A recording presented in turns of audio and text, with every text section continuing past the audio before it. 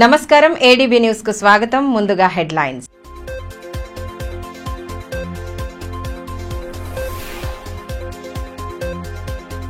తీవ్రమైన ఎండలతో ఉక్కిరి బిక్కిరి అవుతున్న జిల్లా వాసులు. రాష్ట్రంలోనే అత్యధికంగా నమోదవుతున్న గరిష్ట ఉష్ణోగ్రతలు, ఏసీలు, కూలర్ల వాడకంతో పెరుగుతున్న విద్యుత్ వినియోగం.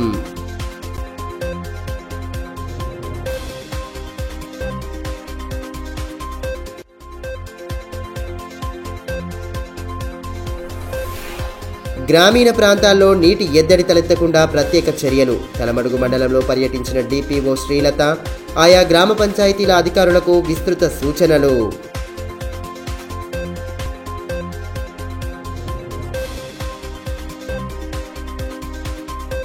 ఉమ్మడి జిల్లా వ్యాప్తంగా ఎండలు తీవ్ర రూపం దాలుస్తున్నాయి. రాష్ట్రంలోనే గరిష్ట ఉష్ణోగ్రతలు నమోదవుతున్న ప్రాంతాల్లో అత్యధికం ఉమ్మడి జిల్లాలోనే ఉండడం ఎండ వేడిమికి అద్దం పడుతోంది. ఉష్ణోగ్రతలు పెరిగిపోవడంతో విద్యుత్ వినియోగం సైతం భారీగా పెరుగుతోంది. ఎండల నుండి రక్షణగా ఏసీలు, కూలర్లు, ఫ్యాన్లను వాడుతుండటంతో విద్యుత్ వినియోగం పెరుగుతోంది. మార్చి నెలలోనే ఎండలు తీవ్ర రూపం దాల్చుతున్నాయి. రాష్ట్రంలోనే రికార్డు స్థాయిలో గరిష్ట ఉష్ణోగ్రతలు నమోదు అవుతుండటంతో జనాలు ఎండవేడిమికి ఉక్కిరి బిక్కిరి అవుతున్నారు. భరించలేని ఉక్కపోతతో జనాలకు ఇబ్బంది తప్పడం లేదు. మరోవైపు పంటలు చివరి దశలో ఉండడంతో సాగునీటి అవసరం సైతం పెరుగుతూ వస్తోంది. గృహావసరాలతో పాటు పంటలకు విద్యుత్ వాడకం పెరగడంతో వినియోగం ఒక్కసారిగా పెరిగిపోయింది. నెలవారీ కోటా కంటే ఎక్కువ వినియోగం అవుతుండడంతో అంతరాయం లేకుండా విద్యుత్ సరఫరా చేసేందుకు అవసరమైన చర్యలు తీసుకుంటున్నారు. జిల్లాలో రోజురోజుకు విద్యుత్ అవసరం పెరుగుతోంది. ముఖ్యంగా మార్చి నెలలోనే ఎండలు తీవ్ర రూపం దాల్చడంతో గృహావసరాల వినియోగం భారీగా పెరిగింది. ఉక్కపోత కారణంగా రాత్రి వేళ కూలర్లు, ఫ్యాన్లు, ఏసీల వాడకం ఎక్కువగా ఉంటోంది. జిల్లాలో రోజువారీ కోటా 1.358 మిలియన్ యూనిట్లు కాగా రోజువారీగా కోటా పెరుగుతూ వస్తోంది. విద్యుత్ వినియోగం పెరిగినా సరఫరాలో ఎటువంటి ఇబ్బంది ఉండకుండా తగిన చర్యలు తీసుకుంటున్నట్లు అధికారులు చెబుతున్నారు.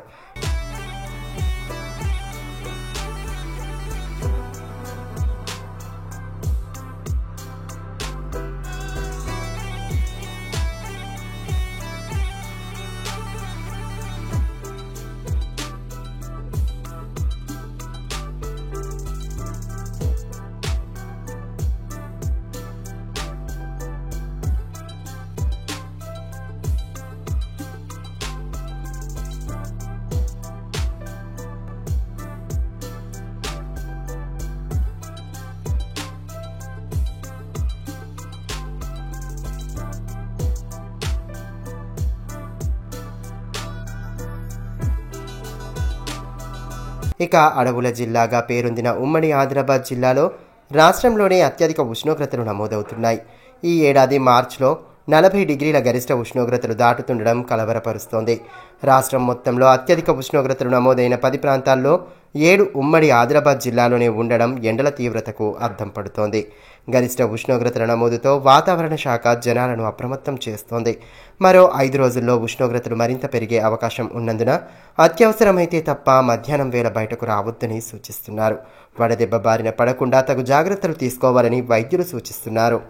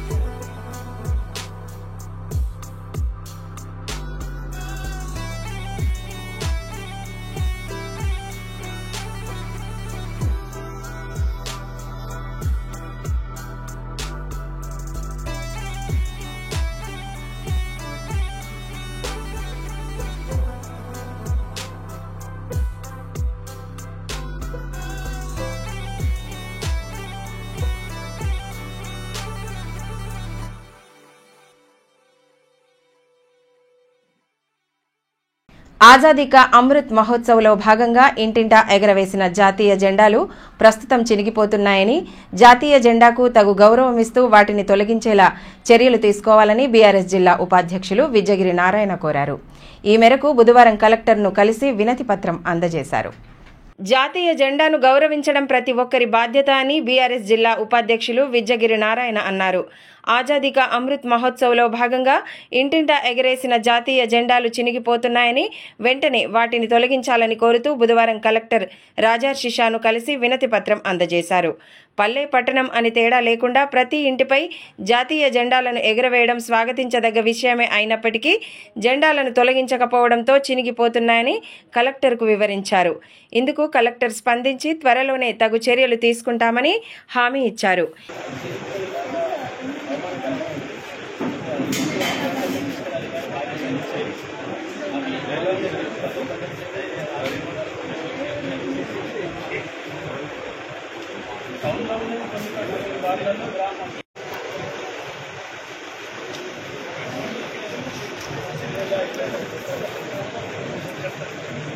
ఈ సందర్భంగా విజ్జగిరి నారాయణ మాట్లాడుతూ ఆజాదీ కా అమృత్ మహోత్సవ్లో భాగంగా ఇంటింటా ఎగరవేసిన జాతీయ జెండాలను ఇప్పటికీ తీసివేయలేదని అన్నారు.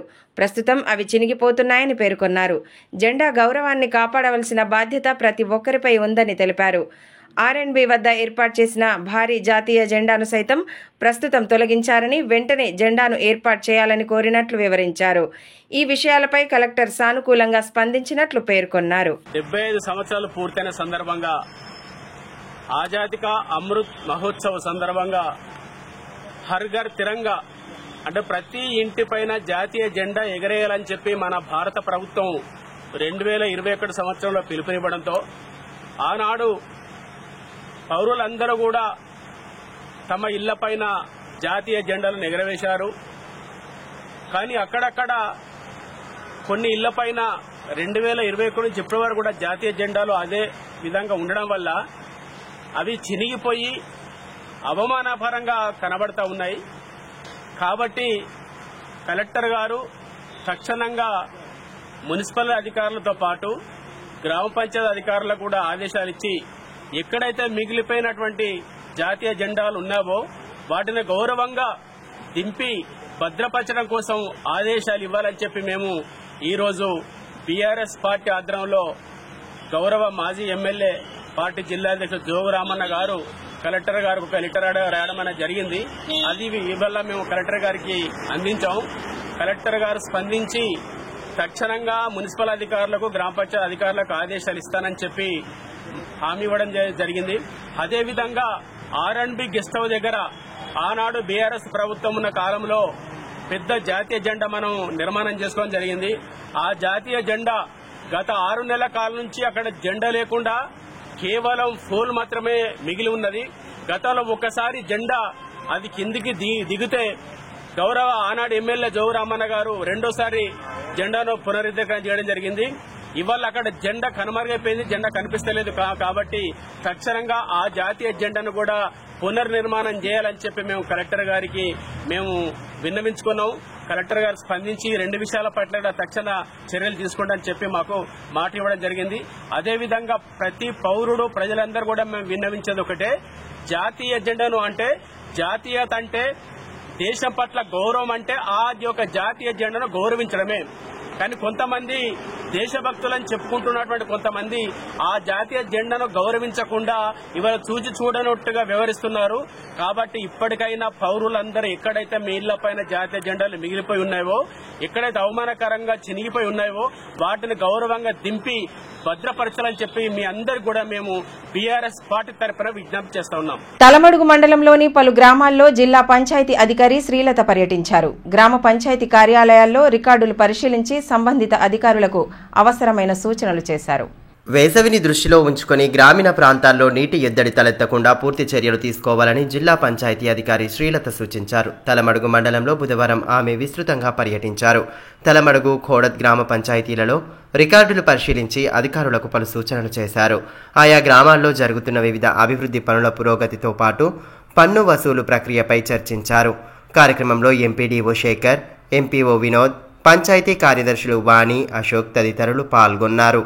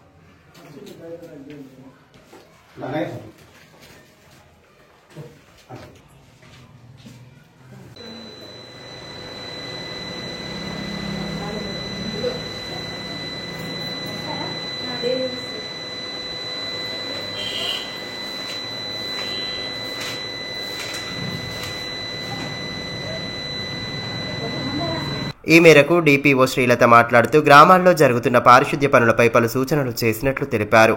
వేసవి దృష్ట్యా తాగునీటి సమస్య తలెత్తకుండా ప్రత్యేక దృష్టి సారించినట్లు వివరించారు. అదేవిధంగా మార్చి నెలాఖరులోగా 100% పన్ను వసూలు చేసే దిశగా చర్యలు తీసుకోవాలని సూచించినట్లు తెలిపారు. సమ్మర్లో మనకు నీటి ఎద్దడి బాగా ఉంటుంది కాబట్టి ఎటువంటి ప్రాబ్లమ్స్ వచ్చినా వెంటనే పరిష్కారం చేయాలని సూచనలు ఇవ్వడం ఉంది. అదేవిధంగా ట్యాక్స్ కలెక్షన్ కూడా మనం ఫైనాన్షియల్ ఇయర్ ఎండింగ్కి వస్తున్నాం కాబట్టి కంప్లీట్ చేయండి, 100% సాధించాలని చెప్పి కూడా ఇన్స్ట్రక్షన్స్ ఇవ్వడం జరిగింది. పారిశుద్ధ్యం విషయంలో కూడా బాగా మంచిగా చేయాలి, ఎటువంటి ఇబ్బందులు ఉండొద్దు అని చెప్పి చెప్పడం జరిగింది. జొన్న పంటలో కత్తెర పురుగు బెడతతో అన్నదాతలలో గుబులు రేపుతోంది. పంటను ఎదగనీయకుండా చేస్తున్న కత్తెర పురుగు నివారణకు రసాయన మందులు పిచికారీ చేసినా ఫలితం ఉండడం లేదని వాపోతున్నారు. అకాల వర్షాలు తగ్గుముఖం పట్టిన వేళ ఎటువంటి ఇబ్బంది లేదనుకుంటున్న సమయంలో కత్తెర పురుగు సమస్య రైతులకు ఆందోళన గురిచేస్తోంది. రబీ పంట చేతికందే సమయంలో అన్నదాతలకు ఎదురు దెబ్బలు తప్పడం లేదు. గత వారం కురిసిన అకాల వర్షాలతో పలుచోట్ల తీవ్రంగా పంట నష్టం జరిగింది. భారీగా కురిసిన వర్షాలకు పంట దెబ్బతినడంతో రైతులు ఆవేదన వ్యక్తం చేశారు. తాజాగా జొన్న పంటకు కత్తెర పురుగు బెడద పెరగడంతో రైతులు ఆందోళన చెందుతున్నారు. కత్తెర పురుగు కారణంగా పంటకు తీవ్ర నష్టం వాటిల్లుతోందని వాపోతున్నారు. తాంసీ, భీంపూర్ మండలాల్లోనే దాదాపు 3000 ఎకరాల్లో జొన్న పంటను సాగు చేస్తున్నారు.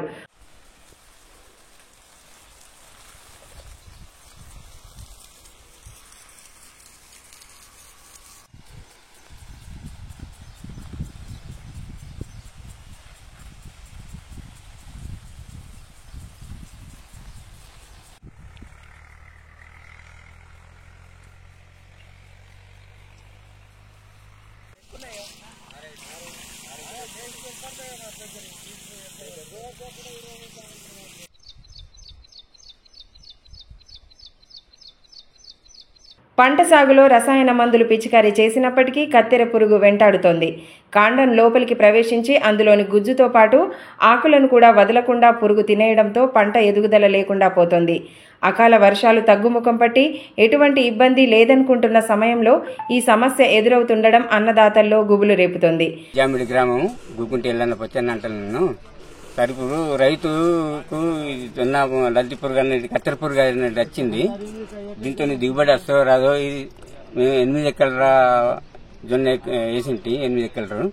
అది ఎక్కడ చూసినా ఇదే ప్రాబ్లం ఉన్నాయి సార్. అయితే దీంతో దిగుబడి వస్తుందా రాదా అని కొంచెం దిగులు చెందుతున్నాం. మరి ఎట్లా అవుతుంది ఏం కదా, కంట్రోల్ కాలేదు. మిసైల్ కొట్టింటి వేరులు మిసైలు సర్పు పోసి కొట్టుండన్నాడు, అట్లా కూడా వేసింటి. ఆయన ఇది కాలే, కొంచెం దానిలో కొంచెం తక్కువ కొట్టినాడు కదా. అయితే సరైన సస్యరక్షణ చర్యలు పాటిస్తే పురుగును నివారించవచ్చని వ్యవసాయ అధికారులు సూచిస్తున్నారు. కత్తెర పురుగు నివారణకు తీసుకోవాల్సిన చర్యలపై తాంసీ మండల వ్యవసాయ అధికారి రవీందర్ పలు సూచనలు చేశారు. పంట సాగులో తగు జాగ్రత్తలు పాటిస్తే కత్తెర పురుగు బారి నుండి పంటను కాపాడుకోవచ్చని చెబుతున్నారు. జొన్నని సాగు చేస్తున్నారు. దాదాపు 3000 ఎకరాల్లో జొన్న సాగు అవుతుంది. అయితే కనుక ప్రధానంగా దీనిలో ఫాల్ ఆర్మీవామ్ అనే కత్తెర పురుగు ఉధృతి మనకు కనిపిస్తుంది తరచు. దీనిని నివారించడానికని ఒకవేళ కనుక పంట 20 రోజుల లోపల ఉన్నట్టయితే కనుక 5 మిల్లీలీటర్ల వేప నూనెని 200 లీటర్లో కలుపుకొని పిచికారీ చేసుకొని మనము దాని ఉధృతిని నివారించవచ్చు. ఒకవేళ కనుక పంట 4 నుంచి 6 వారాల లోపల ఉన్నప్పుడు మనకు దాదాపు ఫస్ట్ అండ్ సెకండ్ స్టేజ్లో ఈ ఫాల్ ఆర్మీవామ్ మన కత్తెర పురుగు ఉంటుంది. అప్పుడు మనము ఎకరానికి 60 ml స్పైనోసాడ్ కానీ లేదా కొరాజిన్ మందును కానీ 60 ml per 200 లీటర్స్ కలుపుకొని మనం పిచికారీ చేసుకున్నట్లయితే వీటి ఉధృతిని నివారించవచ్చు. అదేవిధంగా ఒకవేళ కనుక పురుగు కనుక 3-4 ఇన్స్టా స్టేజ్కు అంటే కాస్త పెద్దగా అయినట్టు కనుక గమనించినట్టయితే కనుక మనము విషపు ఎర ద్వారా మాత్రమే దీనిని కంట్రోల్ చేయవచ్చు. దీనికోసమని మనము 10 కిలోల తౌడుని 2 కిలోల బెల్లము మరియు 2 లీటర్ల నీటిని కలుపుకొని ఒకరోజు ముందు రాత్రి కులేబెట్టుకోవాలి. ఆ తర్వాత మరుసటి రోజు దాదాపు 100 గ్రాముల థయోడి కార్బోని ఈ మిశ్రమానికి కలుపుకొని మనం చిన్న ఉండలుగా చేసుకొని పంట మొక్క సుడులలో పడే విధంగా అదేవిధంగా నేల మీద పడేటట్లు కనుక వేసినట్టయితే కనుక మనకు వీటి యొక్క లార్వాలు అట్రాక్ట్ అయిపోయి వీటిని తిని చనిపోవడం జరుగుతుంది. ఈ రకంగా మనము ఉధృతిని దీన్ని నివారించవచ్చు. అదేవిధంగా ఎకరానికి 8 నుంచి 10 లింగాకర్షణ బుట్టలను ఏర్పాటు చేసుకోవడం ద్వారా వీటి యొక్క ఉనికిని తర్వాత ఉధృతిని తగ్గించవచ్చు. Telangana Urdu working journalist federation ఆధ్వర్యంలో మంగళవారం సాయంత్రం ఇఫ్తార్ విందును ఏర్పాటు చేశారు. పలువురు రాజకీయ పట్టణ ప్రముఖులతో పాటు జర్నలిస్టులు పాల్గొన్నారు. ప్రార్థనలు చేసిన అనంతరం ఖర్జూరాలు తినిపించుకొని ఉపవాస దీక్షను విరమించారు. పవిత్ర రంజాన్ మాసాన్ని పురస్కరించుకొని ముస్లిం సోదరులు కఠిన నియమాలతో కూడిన ఉపవాస దీక్షలను ఆచరిస్తున్నారు. ఈ నేపథ్యంలో మంగళవారం సాయంత్రం Telangana Urdu working journalist federation ఆధ్వర్యంలో ఇఫ్తార్ విందును ఏర్పాటు చేశారు. పట్టణంలోని ఆర్ఫా గార్డెన్స్లో ఏర్పాటు చేసిన ఇఫ్తార్ విందులో పలువురు రాజకీయ పట్టణ ప్రముఖులు పాల్గొన్నారు. ముందుగా ప్రత్యేక ప్రార్థనలు చేసిన అనంతరం ఖర్జూరాలు తినిపించుకొని ఉపవాస దీక్షను విరమించారు.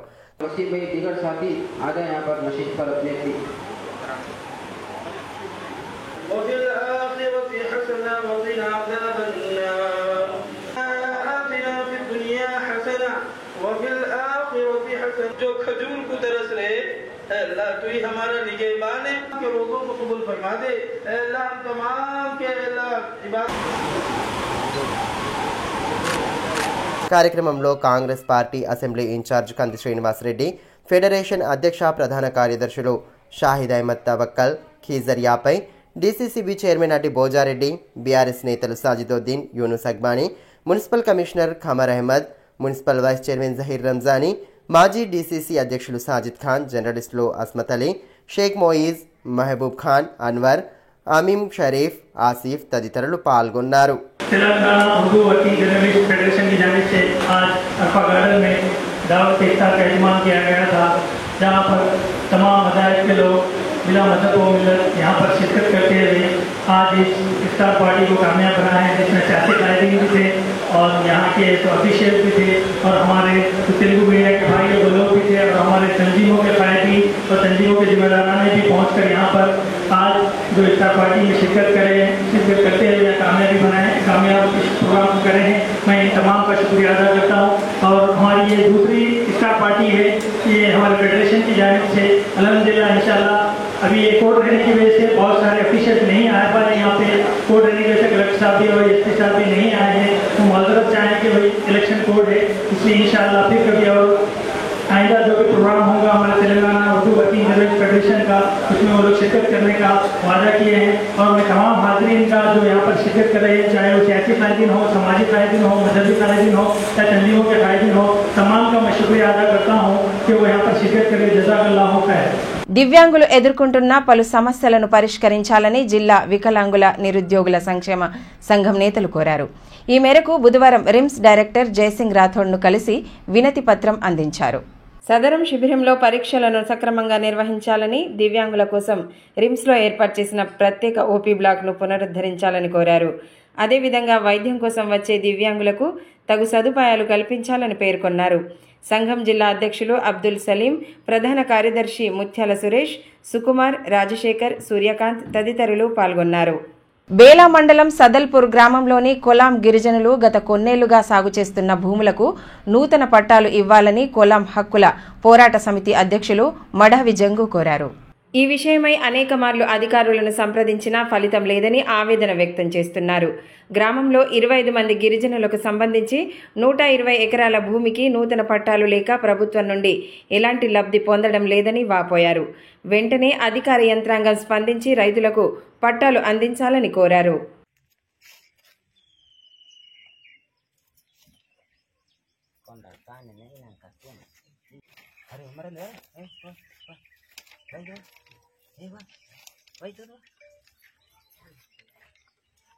వార్తలు ముగించే ముందు హెడ్లైన్స్ మరోసారి.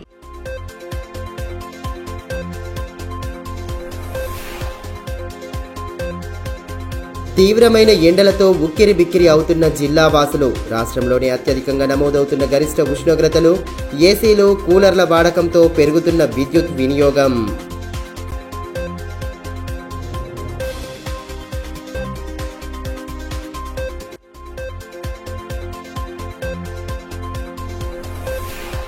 గ్రామీణ ప్రాంతాల్లో నీటి ఎద్దడి తలెత్తకుండా ప్రత్యేక చర్యలు. తలమడుగు మండలంలో పర్యటించిన డిపిఓ శ్రీలత ఆయా గ్రామ పంచాయతీల అధికారులకు విస్తృత సూచనలు.